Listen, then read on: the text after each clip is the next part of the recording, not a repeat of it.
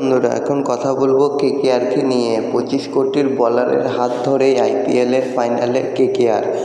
রবি ট্রফির লড়াইয়ে বাদশার কলকাতা। আইপিএলের প্রথম কোয়ালিফায়ারে কেকেআরের সামনে কোনো প্রতিরোধ গড়ে তুলতে পারল না হায়দ্রাবাদ। সহজেই ম্যাচ জিতে ফাইনালে কলকাতা। কামিন্সদের অপেক্ষা করতে হবে দ্বিতীয় কোয়ালিফায়ারের জন্য।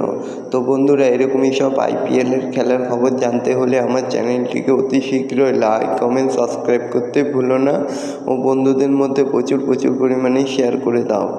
বন্ধুরা, কেকেআর ফাইনালে উঠে গেল।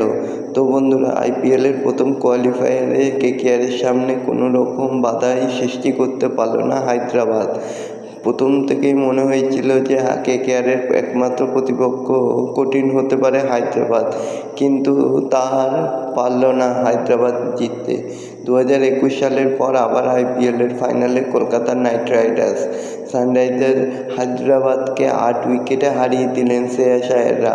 প্যাট কামিন্সদের বিরুদ্ধে গুরুত্বপূর্ণ ম্যাচে জ্বলে উঠল মিচেল স্টার্ক।